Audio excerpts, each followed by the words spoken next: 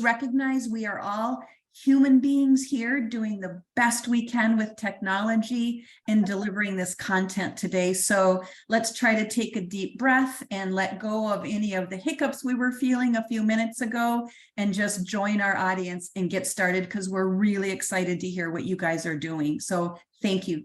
I'm going to turn it over to you. Thank you, Jackie, and I'm sorry for any technical difficulties we've experienced here, and I'll try to rush through my part a little bit so that Betty will have a time to cover the program really well. And let me just interrupt real quick. It sounds like the volume, I don't know if others are experiencing it too, nod ahead. Perhaps if we could just turn it up a bit or maybe get closer to the mic, that would be great. And I tell you, I do not have a loud speaking voice, so I'll try the best I can. Okay. So I'd like to welcome everybody to the Cherokee Nation, and we actually are from the Cherokee Nation Reservation today, and I want you to learn a little bit about a program that we really love, and it's 4C, the Cherokee Children Cultural Connection. And the Cherokee people have always treasured our culture and feel like that it heals. It not only allows us to be whole, but it also heals us in a way that nothing else can. And so I hope that what we provide, you guys can take back to your tribes and decide whether it's something that will be beneficial to you.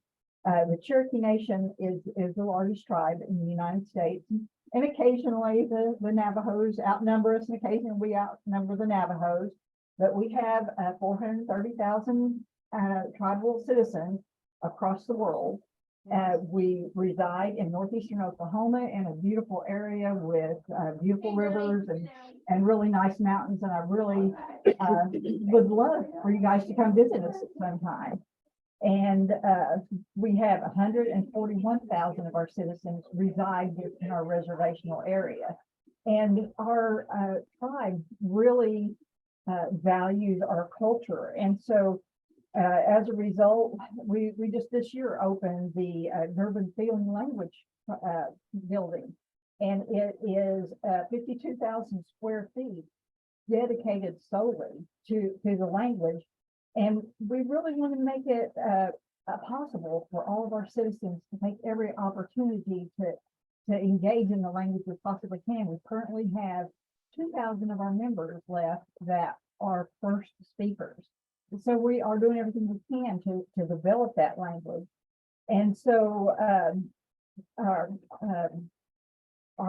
language, our culture encompasses a long-term traditions and encompasses language and spirituality and our food and our storytelling and our art.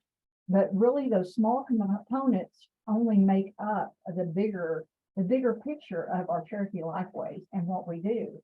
And those Cherokee Lifeways are what makes us whole. But we all work with kids that come from abused or deprived backgrounds. And when that happens, sometimes it takes away from that wholeness. And what we want to do is to renew that and heal. And we truly believe that culture does heal. And so we've done several things. Initially, we did some cultural camps. We were fortunate enough to bring some of our kids from as far as California and Oregon. The state courts paid to let them come to our camps, and they were overnight campovers.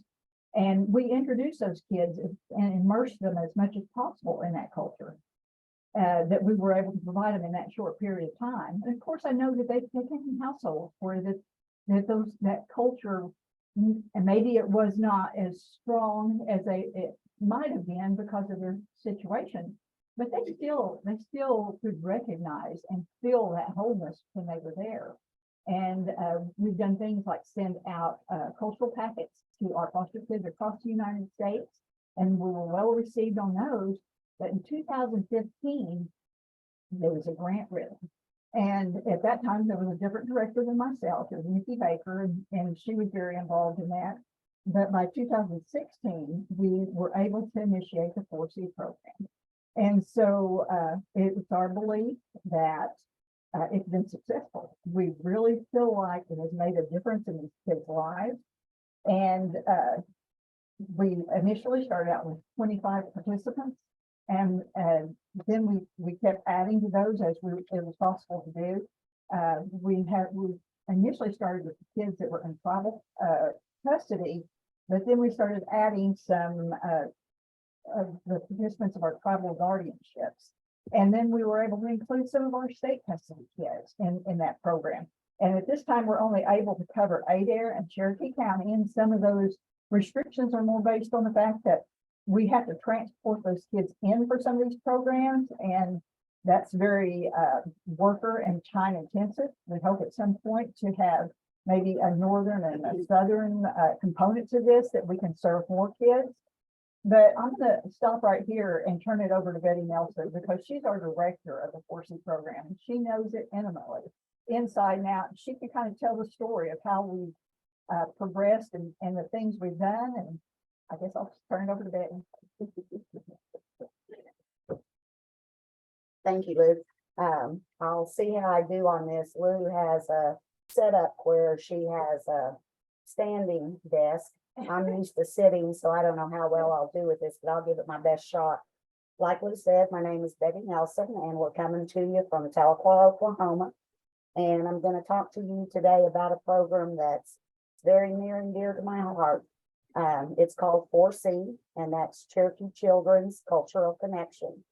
And as you can see, we've moved into our first slide, and just want, to let you know that this is something that, just started off as a dream.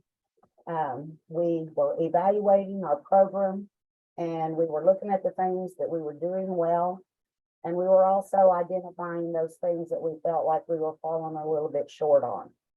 And one of those things that we wanted to make improvements on was our services to our kids. And so when we started looking at that, we thought, okay, well, you need to start with, what do you already provide for them? And unfortunately, the list was kind of short. We had, of course, provide them with a placement. We make sure that their medical needs are met. We give them visitation with their parents and sometimes with siblings if they're not able to be placed with each other. And the other thing that we found that was common was we wanted them to be in counseling services so they could help process the trauma that they had gone through.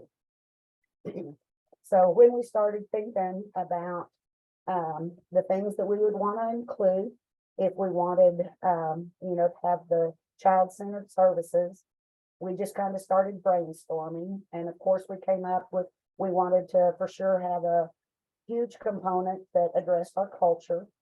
We wanted to include activities that were already taking place in our communities. We threw out equine therapy, art therapy, an emotional support dog. And then we wanted to make sure that we included our elders and what Cherokee Nation refers to as national treasures. And those are people that are recognized by the tribe that is a master at a specific skill. If you'll move on to 2 slides, it'll take you to our Cherokee attributes. And I'm not going to spend a lot of time on this slide because it's specific to Cherokees, but I wanted to leave it in the presentation because I know every tribe has something that they utilize that helps people learn to become a better individual and community person. And these are ours, and it's called 12 attributes. And we use them in a way that every time we're with our kids, they're present where we can see them, and we can just include them in everyday conversation. So that's basically all I'll say to that, and you can decide what fits your tribe the best. You can go to the next slide, please.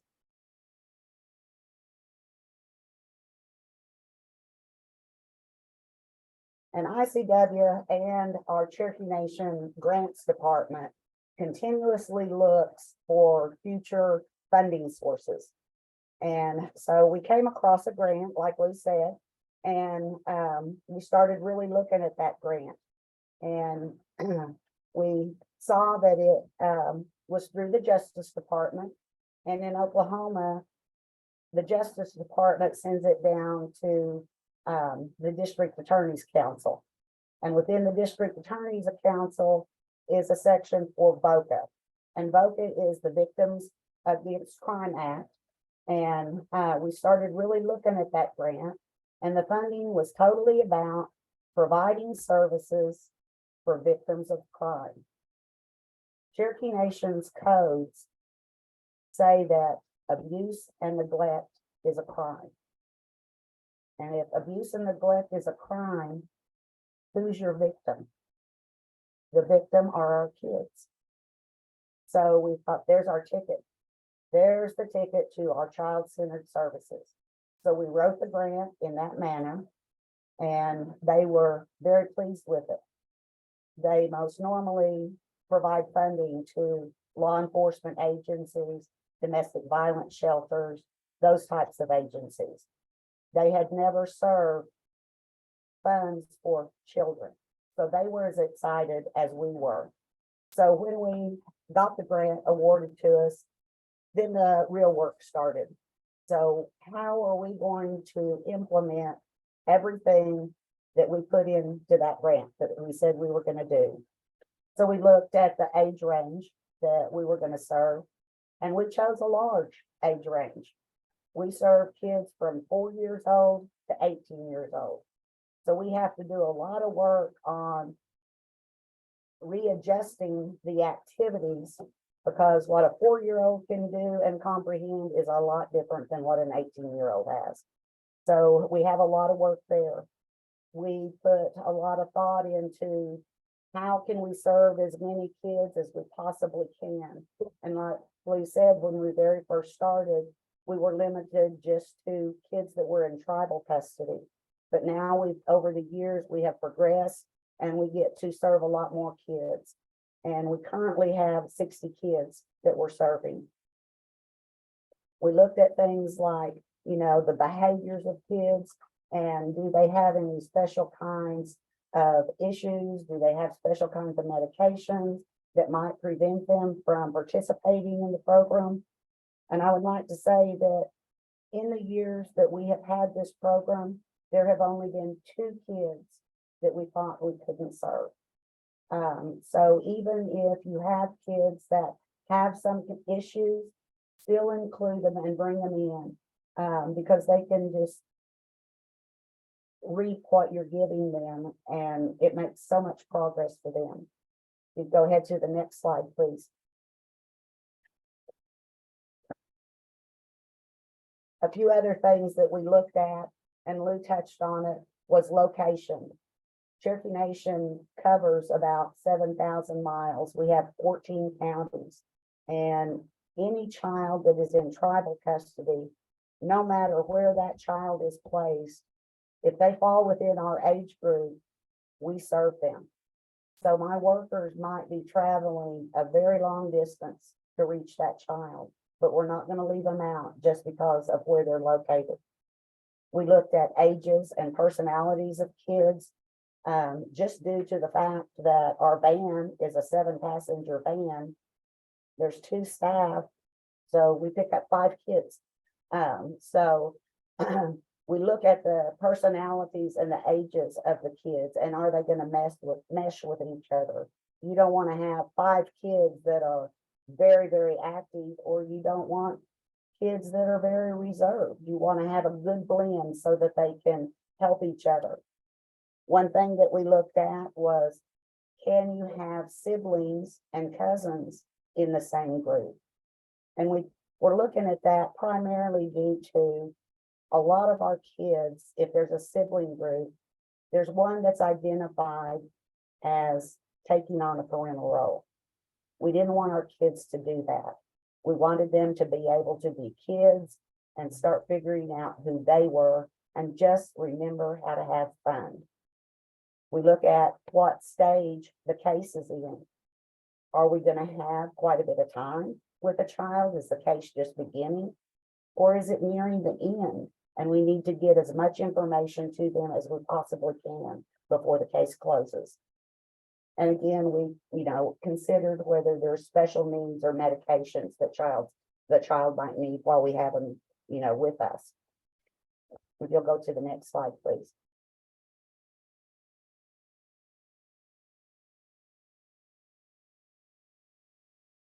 Okay, actually, the next one after that.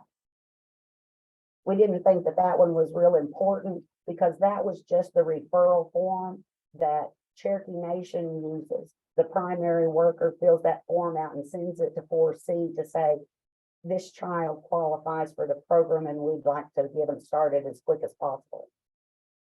This slide is actually of our former chief. And, we like to bring in everybody that we can to let these kids know how much support they have. We want them to start making a connection with their cultural identity. Some of our kids have that when they come to us. And if they already have it, we want to make sure that they don't lose it while they're with us. And some of the kids come and they don't really know much about Cherokees. And so we want to give that connection to them, to their cultural identity, to help them understand that they are strong. They have things within them that comes from our ancestors that's going to get them through this rough part of their life. And maybe I have a poll question that I would love for our audience. I think if Sarah doesn't mind pulling that up, I would just love to see if other folks have like elders available to your program. And if you don't mind just taking a quick second and saying yes or no, whether your tribe, whether you have access to your elders, do you have elders available to your program? And it looks like folks are starting to answer pretty quickly, so we appreciate that. And many of you are saying yes. That is fantastic. About 65%, 67% are saying yes, that you have elders available to your programming. I'm just going to give it a few more seconds here and turn it back over to you. So yeah, we're looking, we can go ahead and end this. So yeah, this is great. So 62% said they had elders available to their program. So I just wanted to interrupt and kind of engage our audience. So thank you. I'm going to turn it back over to you. Okay, thank you. That was excellent. And I'm glad everybody does include that because it is super critical. And if you'll go ahead and go to the next slide. What we're showing here is that we thought that would be a real easy way to make introductions, not only to kids that are in the 4C program, but to other kids. And these are pictures of just our visitation room and our 4C classroom. The one up there on the top left is the visitation room. And as you can see at the top, the big banner is our 12 attributes. So we have that accessible, in just everyday conversations, we can pull, those attributes into what we're talking about. Along the walls, there's pictures, posters of animals, colors, shapes, and everything is written in Cherokee. The top right picture is in our 4C classroom, and we have computers for our kids. And we, as you can see, the posters there behind, it's, of characters that they identify with, Spider-Man, Batman, Ninja Turtles, and they also have their names written in Cherokee. The bottom left is also in our 4C classroom, and you can tell at the time that we took this picture, we were talking about body parts and, how do you say those words in Cherokee? On the right bottom, again, it's just of the visitation room. It's a little bit closer shot of the posters, and you can see how they're written in Cherokee. I didn't really see a need to reinvent the wheel when we started putting this program together. And Cherokee Nation has a lot of departments and programs that have already developed a lot of really good material. So we just partnered with all of those people, and everybody was more than willing to share what they had already put together. And so it made a really nice thing come together quickly for us. You'll go to the next slide. If you remember, we just saw where we had computers for the kids. And this one up here on the top left, the boy in the t-shirt there, it will show you a little snippet of some of the programs that our kids have access to when they're working on the computers with it. So if you'll go ahead and start that for them.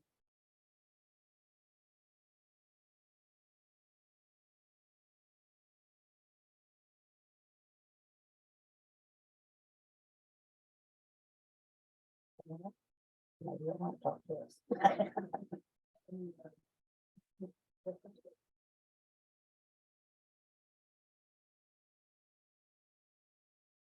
Well, I don't know if it's not going to have sound for us.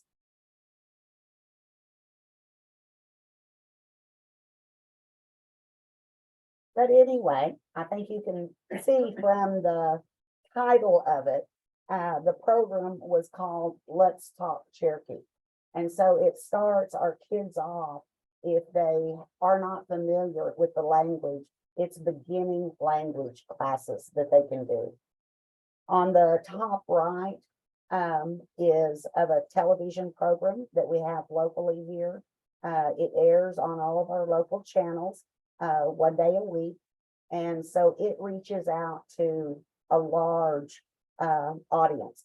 People can watch that from home. They have excellent programs.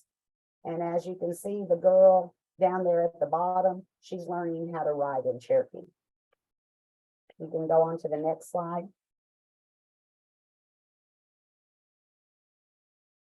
Another big component that we wanted in our program was the arts.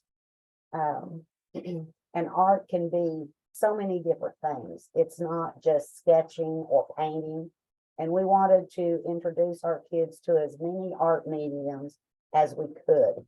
And then they could choose whatever fits them the best and be able to express what's going on with inside them. If you look at the boys there on the left, the one in the front, he's in the beginning stages of making a basket. The boy that's in the back, he is sketching, and the paperwork that's around him.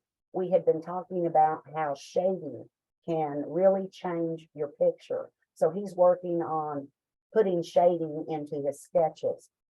The one on the right, he was obviously doing painting, and he was actually painting a rock that day. The girl in the middle, you can't really see her face, but this is one of my favorite pictures of all the years. Even though you don't see her total face, you can tell that she has the biggest smile, and she is so happy and excited about the corn husk doll that she has made. You'll go to the next slide, please.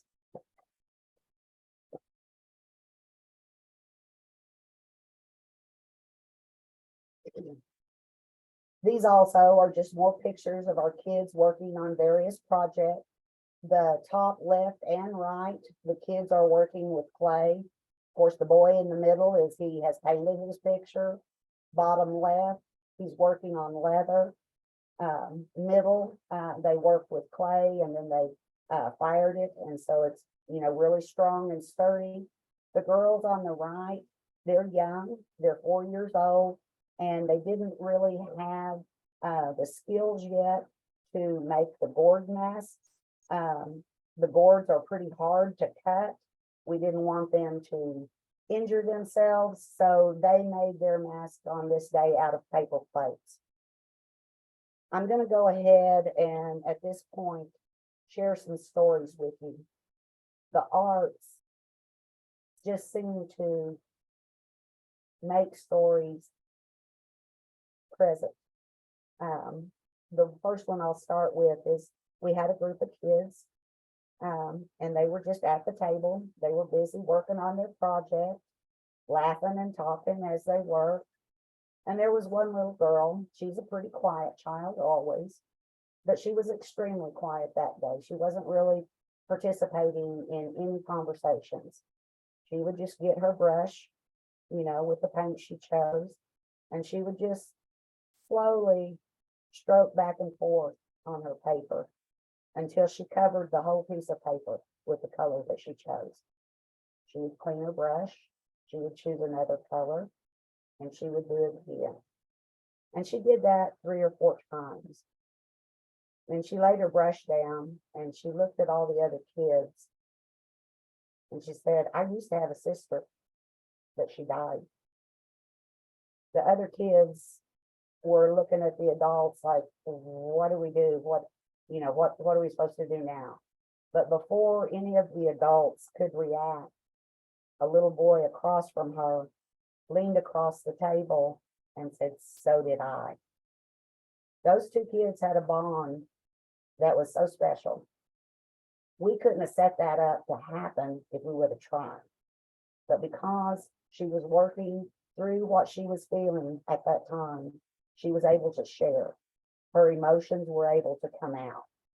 Those 2 kids never became best of friends because they were totally opposite. She was a very quiet child. The little boy was totally opposite. He was all in the middle of everything 24/7. But every time we had an activity, if one of them wasn't there, that other one was asking immediately, where are they? Why aren't they here? And are they okay? This next story I'm going to talk to you about is one that'll stay with me forever, long after I leave ICW. And I went to court one day, and I was there for a totally different reason. It had nothing to do with 4C. But I was just listening to the hearings, and there was a pretty intense hearing. The worker was asking for the finding of efforts of failed. And then when the dad's attorney began to talk, he was making some really good arguments. And he was saying, my client is a full-blood Cherokee man. He's not trying to be defiant. He's not trying to be difficult. He just can't do what ICW is asking him to do in the manner that they're asking. He can't relate to this non-Indian counselor. He has nothing in common with him, doesn't want to go in and talk to him about all of the family secrets. That really impacted me as I was listening to it. And after the hearing was over, the judge didn't make a ruling. He said he would have his decision by the next court hearing. The worker came and actually sat behind me, and she was talking to her coworkers. And no disrespect to her, but she was not Cherokee. She was of a different tribe. And she wasn't someone who was raised in a traditional manner. But the comment she made to her coworker was, how dare them come to court after 2 years, and now he's traditional. And I thought, how do you know what this man practices? How do you know what his traditions are? That's not something that he's going to come up and talk to you about. And so it really bothered me, and it bothered me to the point that I got up and left the courtroom, and I went and found that dad. And I introduced myself and said, I listened to your hearing. It disturbed me. I know your sons. They are part of a program that we have. We don't make our kids talk to a counselor. We do different things to help them process the trauma that they're going through. And if you would like to try that, I would be more than glad to make up sessions for you and your sons. You can't go to the group that they go to because of confidentiality, but we will set up special sessions for you and your sons. His attorney came over while I was talking because he wanted to know what I was saying to his client. And as I was talking, his attorney was doing, the slight head nod thing. And then when I finished, that dad said, yeah, I want to try that. I said, okay, we'll make it happen. I knew it wasn't going to be an easy task for this man. He lived an hour away from Tahlequah. So I said, if you need us to bring the boys to you, we'll be more than glad to do that. He did have a vehicle, but his old truck probably had seen better days. So he said, if you need to be transported, we'll be glad to do that. If you just need some gas, tell us, because we can do that too. And he said, no, I'm going to show ICW. I'm not trying to be difficult. I just couldn't do it the way they wanted me to. And it wasn't an easy fix. It took over a year working with him and his boys. But at the end of the day, when we went back to court, those kids went home. The case was dismissed. And I truly believe that it was because we allowed them to have a different process to deal with their trauma. And it was the most amazing thing to witness. The walls that all of them had up eventually came down. They learned so much about their extended family that they had never known. And they became a very solid family. Prior to that case, their extended family, ICW had many referrals. We were well aware of their family. But when those boys went home, and it has been years now, we have not received one referral from them. And the things that we do see, like on Facebook, they're doing well. They kept doing a lot of the things that we showed them so that they can still process things. They're very involved with one of our native churches, and they have a really good support system around them now. And that's what all of this is all about. So that is a very special story for me that I will remember forever. A kind of a lighter note story that we have, during the Cherokee National Holiday, there is an art contest. And so we always encourage our kids to participate in that if they would like to. And we had two sisters that thought they wanted to enter the contest one year. One of them was 5 and one of them was 7. And so they worked for weeks on their projects. And when they got the instructions to the contest, one of the main things was an adult cannot assist the child. The child has to create everything on their own. Only supplies can be given to them. And so we really hit home with that on the girls, that you have to do everything by yourself. And so we were at the last day that they could work on their projects before they had to submit them.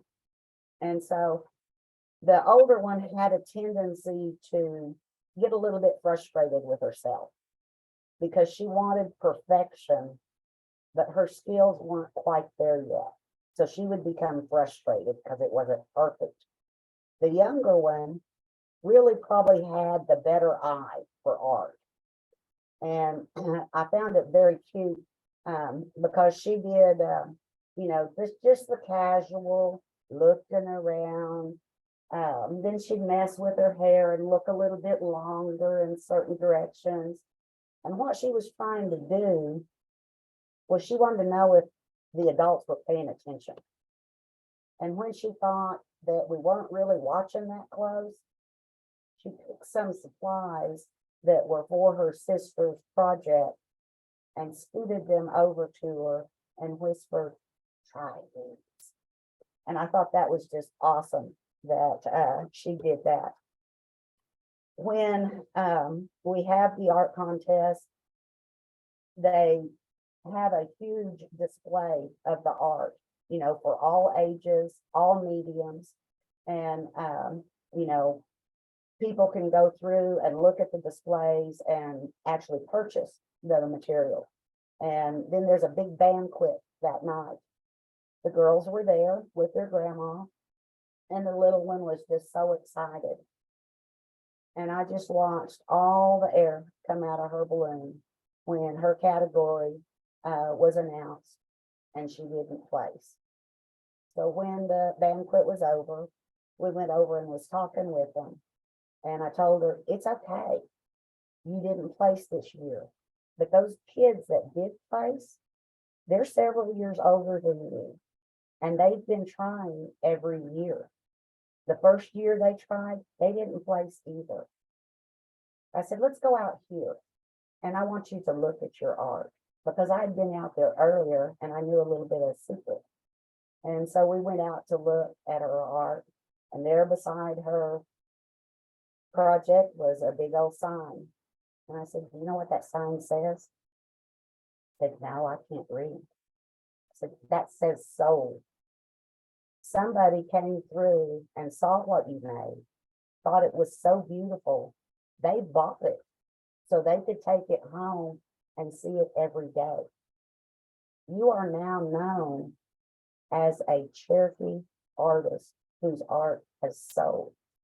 In a couple of weeks, you're going to get a check because your art sold.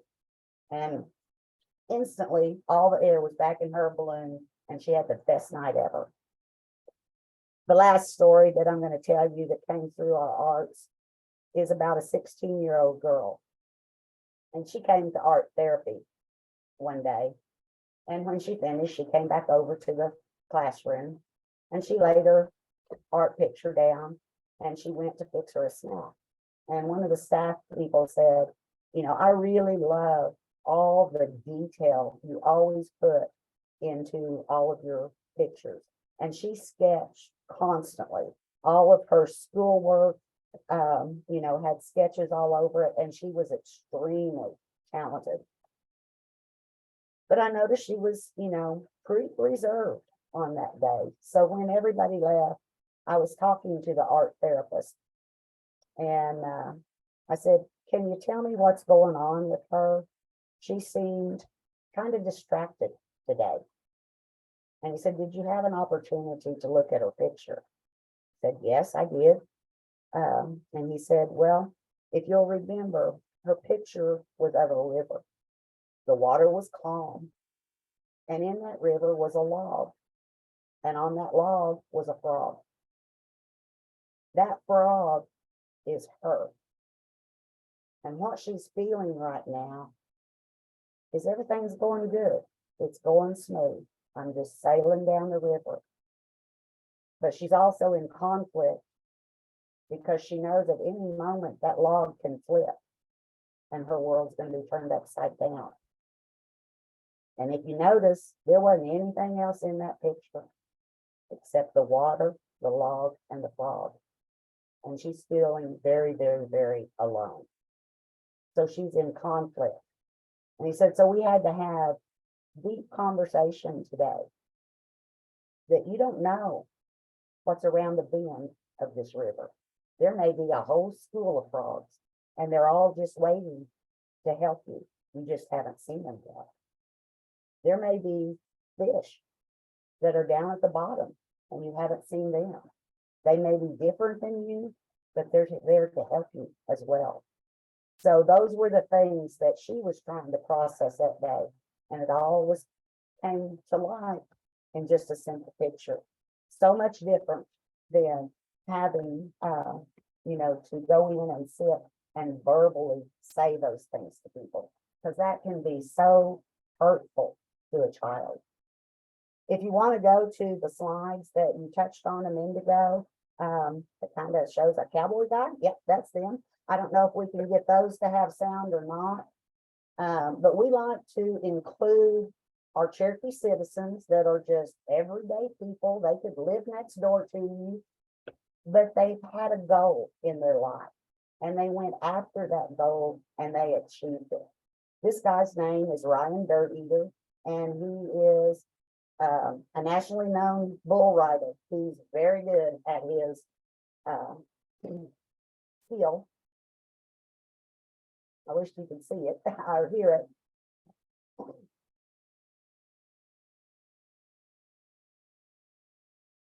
But anyway, we made contact with Ryan, and I asked him, I said, would you be okay with Zooming with our kids. So you can talk to them about how it's important to go after your goal and that, yes, you can achieve those things. And there in my balloon kind of went out because he was just, nah, and I was just, oh, he's going to turn us down. And then he said, I'll just gather up all my equipment and I'll just come down and talk to the kids. You just get them together. And so we did. We went around and we borrowed several vans from different places, and we got a bunch of our kids together. And they just had the best time with Ryan. He just talked to them, like he was the neighbor next door, and showed all of his equipment, what things are used for what. And he brought pictures and he signed them and then took pictures with the kids. And so they really, really enjoyed meeting him. If you'll go to that next slide.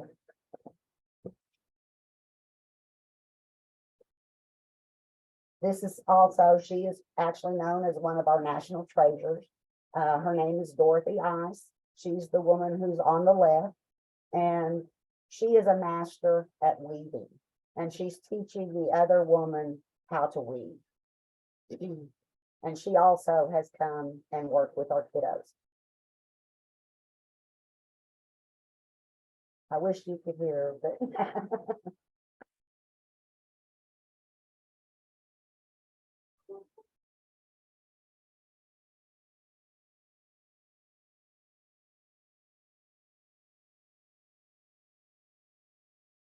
but she really loves working with our kids. And then there on the right is a picture of Miss Cherokee. And I think all tribes have storytelling because that's how we learn lots of things. And so Miss Cherokee came and did storytelling with our kids one day. We'll go ahead and go to the next slide, please. We also had another storyteller that came and spent time with us. His name is Robert Lewis, and he's kind of a well-known storyteller.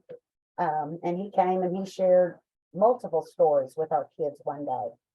And when he was finished, we told the kids to pick out what their favorite story was. And they had to go back and forth a little bit. And then they decided on one. And then we said, okay, let's go ahead and go on outside, out the back door. And they were kind of looking at us like, what are we doing? And so we get out there and we handed all of them paint and brushes and said, we want you to draw what your favorite character was out of that story. And we're going to do it in black, and you're just going to outline that character. And then when we're done with that, then we will take our colors and fill this picture in. And they didn't really believe us at first that we were going to allow them to paint on the side of the building. But we said, yeah, this is what we're doing. And it's okay that we do this. You can't do it at home. But this is what we're going to do today. And it was a beautiful spring day. And those kids worked for hours and they had the best time. And if you'll go to the next slide.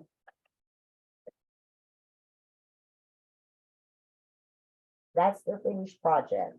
And you can't see it, but over on the far right, each child wrote their name and signed the work. And it's still there.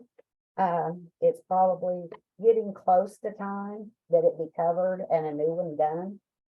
So we're going to think about that for some of the kids that we have now. If you'll go on to the next slide. We also like to incorporate our traditional games. And in just a conversation that we were having with this boy, regular session at 4C, he made the comment, I haven't got to play stickball since I came into custody. And we're just, whoa, we're going to have to do something about that. And so we picked this boy up one day, and it was just him. And we took him out to our Cultural Heritage Center. And we went and we got some of the guys that worked there in the village. And we said, would you have time to be able to play a little bit of stickball with this boy that we brought out? And they was just, sure. And they just had the best time ever. And he was so excited and so thankful that we gave him that opportunity. If you'll go to the next slide, please. Hi, Betty, we'd like to do another poll real quick, Okay, if folks wouldn't mind. sure. All right, great. So we're going to launch a poll here real quick. We'd like to ask our audience, does your tribe offer any cultural resources for families? All right, so we're getting responses coming in. Looks like overwhelmingly yes. Excellent.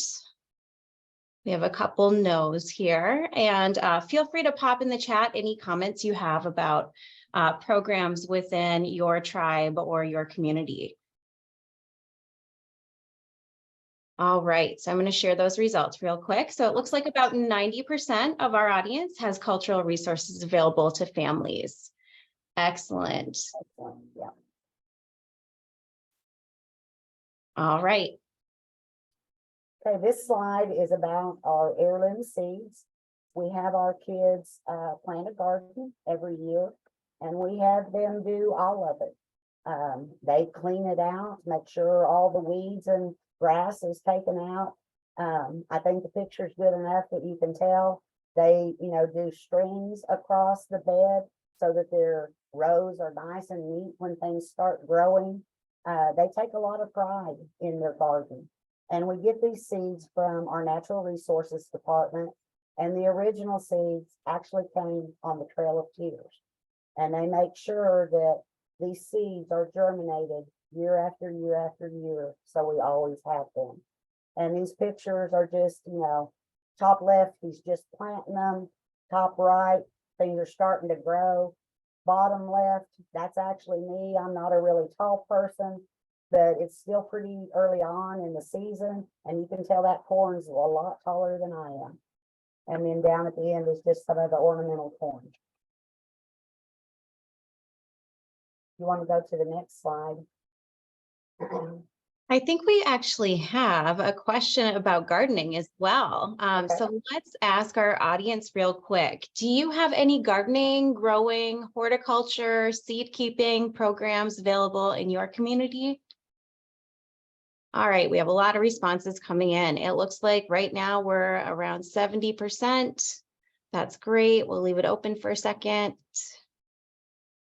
Go ahead, get in those final responses, and here are our results. So about 66% of folks are saying yes, they have some sort of program for gardening or growing. Excellent.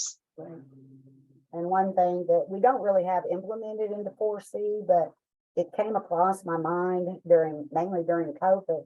And I thought, how nice would it be if we could identify community areas where we could make a community garden? And if people were needing food, they could just go to the garden and reap what they needed. And all we would need is for people to tend to it, water it, and it would be for everybody. So I think that's something that we're going to be looking into. This slide is involving the kids in our community. In Oklahoma, we get cold weather, but nothing like a lot of you have. So we have an ice skating rink that's only open during the holiday season. And we have to have a temperature control to make it stay ice. But we figured that most of our kids had never done that. And so we took them, and as you can see, the boy on the top right, he got it down pretty quick. He didn't need any kind of help. The girl at the bottom, she still was pretty unsure, so she wanted that guide to help her. The other little girl, she was kind of good to go, but still wanted to hang on to somebody's hand. The pictures on the right are at our historical courthouse that's in downtown Tahlequah. And during the spring, they have different events on the court lawn. And these are some of those different events. The two at the bottom are storytellers. And to be honest, I don't remember what the girl on the top, what her event was. But we just take our kids across so that they can participate in what's going on in the community. We'll go to the next slide. I'll try not to get emotional during this one. She is our emotional support dog. Her name's Unali, and Unali means friend in Cherokee. And she fit her name to a T. She wanted to be friends with everybody. Even if they didn't want to be her friend, she tried to make them change their mind. And she was very good at her job. The top left picture is when she was a puppy. And she had been with us. That was probably the first week that she had been with us. The picture in the middle is when she has on her vest. And she knew that when that vest went on, she had a job that needed to be done. And so she became very serious when the vest went on. The one on the right, I just thought was fun because I knew the people that made employees their Cherokee Nation badge. So I took Unali down and said, she is a tribal employee. I want her picture taken and she needs a badge. So they did that. And as you can see in that picture where she has her vest on, she's got her badge in her vest. So everybody will know who she is. The bottom picture on the left, we are actually sitting in the van. We just drove up and she is just anxiously awaiting for the kids to get out of the van so she can interact with them. Picture on the right, that's just one of her first introductions. There's a lot of thought that has to go into an emotional support animal. You know, one of the biggest things, you have to think about what breed do you choose. You have to decide, are you going to have a male or a female? Where is the closest place that can provide the specialized training that they have to go through? And one of the things that we found out was before they can even go to the training, you have to put them through what is called a temperament test. And we thought we wanted to get an older dog so that they could be trained and then be able to work quicker. But we tried 2 different dogs. When we did the temperament test with one of them, they had a bad reaction when someone entered the room in a wheelchair. And then on the other one, when someone went into the room and they had a big floppy hat on and you really couldn't see their face, that dog had a reaction to that. So that changed our mind and we thought, no, we need to stay with the puppy, even though it'll take longer to get the training that she needs, because kids can be so unpredictable. And we wanted the puppy to be able to grow up with the kids around her so that she wouldn't be alarmed at quick movements or loud noises. And so we started reaching out because we decided we wanted the golden retriever. And so we just started contacting different golden retriever breeders. We found one that was in Ohio, and we were actually just trying to find out if they knew of anybody in Oklahoma that we could get a dog from. And they didn't really know. And the last time we contacted them, they said, we had a board meeting last night and the board loved your concept.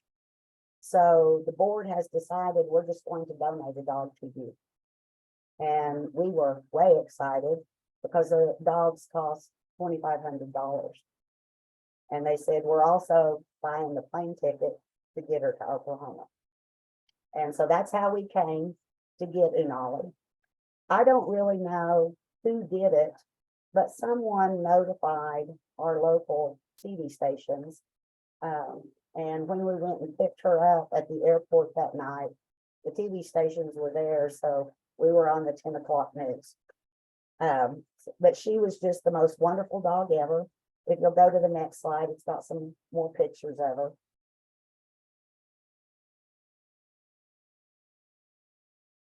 Of course, the one on the left, she's, you know, just a puppy, just with us a week. And yes, the one in the middle, she has a birthday cap on. I gave her a birthday party. And then the one on the right, she's getting ready to go to work. Some of the things that we utilized Unali for was when kids were taken into custody, sometimes they were pretty distraught when the workers brought them back to the office. When that was occurring, we would take Unali over and let her just lessen their anxiety. We used her for visitation purposes, mostly when we were trying to reintroduce a parent that had been absent from the child's life for a while. We utilized her for when the child had to go to court and testify. We cleared it with the court systems that we worked with, that, she was a trained emotional support dog. She wouldn't be disruptive to the court in any fashion. And it was just to help that child lessen anxiety. And we cleared it that she could always go up onto the witness stand with the child, and, whatever the situation did, she could put her head in their lap, or she could lay down, and, they could just touch her to provide comfort while they testified. One story that we have in regards to Unali, if you want to go ahead and go to the next slide. I was at home one evening, and it was, well after hours, and just doing house stuff, and my phone rang, and it was the manager to our guardianship unit. And she said, "Is there any way that Unali could come help us tomorrow morning?" And I said, "Sure." And she was just, "Are you sure it's okay? This is really last minute." And I said, "That's what she does. And she'll be good at it. She doesn't care that it's last minute. She doesn't know those kinds of things." And so I called the handler and said, "We need Unali tomorrow. And she needs to go to Sequoia County and help a child testify. He's absolutely terrified that he's going to have to be looking at his dad and say the things that he has to say." And so she was just, "Yep, we'll be ready." She said, "The only thing I don't know how to handle really is her vest is at the office." And so I said, "Don't worry about it. Let me call the manager. The manager is going to come to the court hearing as well. I'll meet her at the office. We'll get Unali's vest. She'll bring it to court, and then you can get her into the vest, and she'll be ready to roll." They got all that accomplished. They went to the room where they had everybody that was going to testify, and they opened the door, and Unali didn't immediately enter. She stood at the doorway, and she looked, scanned, all the people that was in there, and she immediately went directly to the child that she was there to help. And, they just enjoyed each other until it was time for him to go testify. We asked if he needed her to go with him on the stand, and he said, "No, I'm good. She's made me feel good." And so he went, to go testify. When that door shut, we heard the biggest sigh, and we turned around and looked, and his uncle was sitting there, and he said, "I'm so glad he didn't need her, because I still need her." And so we had Unali go over and help him before he went to testify. And as you can see, this is just a picture of Unali. Every day at the 4C classroom, she just hung out with the kids, and almost always somebody had their hands on her. They were actually doing something else, but they also was connecting with her. So emotional support dog it's a lot of work, it's a lot of expense, but they're really, really beneficial. If you'll go to the next slide. I never really like it when I have a PowerPoint presentation and the person reads to me, but I'm going to read this one because it's just very impactful to me. When you cannot walk, let me help you run. When you are afraid, let me teach you trust. When you feel weak, let me help you build your strength. When you can't find your voice, let us speak without words. When you cannot reach, let me raise you above the world. When you want to give up, let me show you how far we can go. These are the things our kiddos learn when they take part in our equine therapy. We'll go to the next slide, please. And these are just pictures of our kids in different stages of the equine therapy. The girl on the left, you can tell she's done it for a little while. She's got excellent posture. She's got the reins held at the right height. She understands what she's doing. So she is in control and the horse knows what she wants.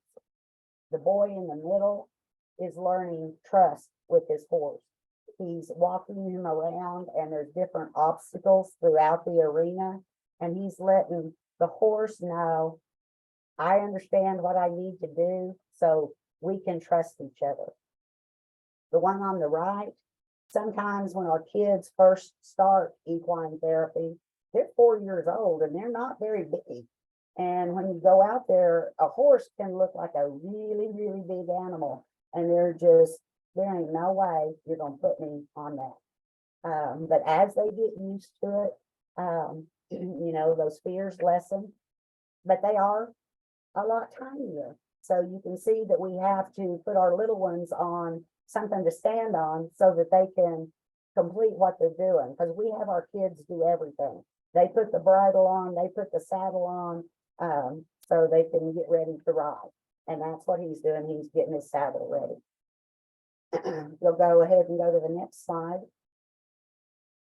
This is Rita, and she is our trainer. She has done horse training for years and years and years. When she learned about what we were doing, she actually went and got specialized training to be an equine therapist. And she does a wonderful job with our kids. You want to go ahead and go to the next slide? It just shows a lot of the benefits that our kids can reap from being part of equine therapy. So go to the next. This isn't one of our big components in the program, but it is something that we do every spring and summer. I think Lou mentioned when she did the opening that Tahlequah is surrounded by water. We have lakes, rivers, creeks. So we take advantage of being out in nature. If you'll go on to the next slides. These are just different spots that we have taken our kids fishing. And one of the things that we try to accomplish during fishing, and I don't mean to say that there aren't females that fish too, but we found that it's an excellent way to introduce a positive male model. A lot of our kids have never had a positive male model in their life. And some of our older guys aren't real comfortable in, you know, seeing themselves as, you know, a positive person, and they don't want to do any kind of project. But if you tell them, we're just gonna go fishing, then they, okay, sure. And so that's what we utilize some of our community people for things like that. We'll go to the next slide.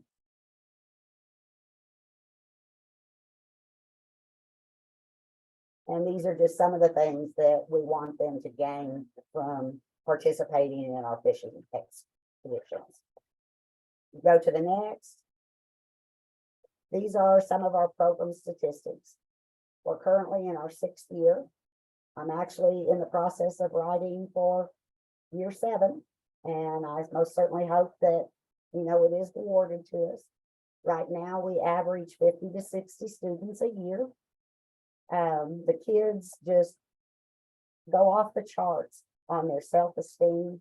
They gain so much knowledge about the culture, and they have skills that they can take with them for the rest of their life to deal with any kind of trauma that they experience throughout their life.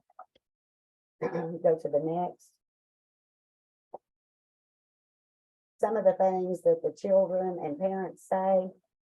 Overall, I mean, I'm not going to read any, you know, all of that, but basically what it says is this works. it's very good. The kids come back to the homes, they're very positive, they're very excited about what they, produced that day. Biological parents, when trial reunification starts, they're telling us, I see a side of my child that I've never seen before. So when this case closes, what you guys were doing, we're going to keep doing because I like what I see in my child. Go ahead and go to the next.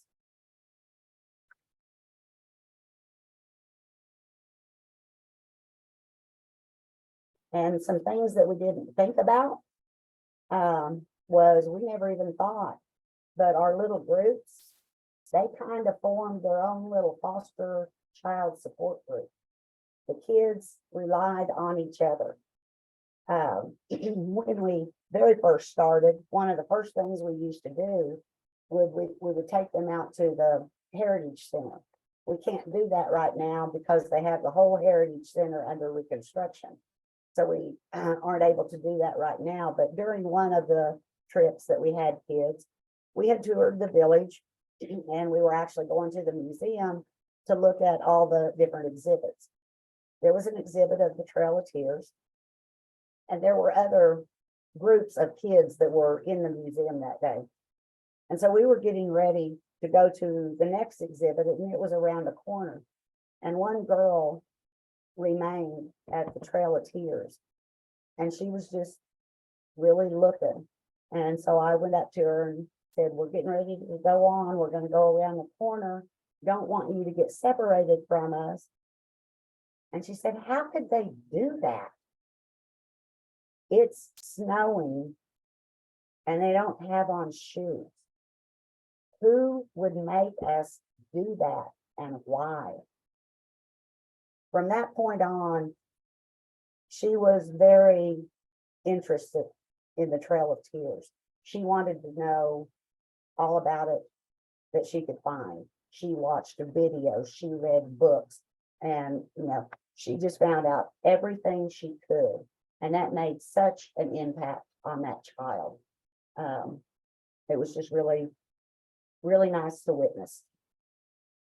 We'll go to the next. These are just what we see as some of our successes.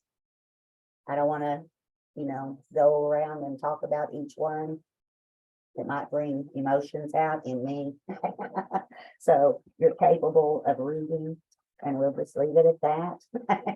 And if you'll go to this last slide,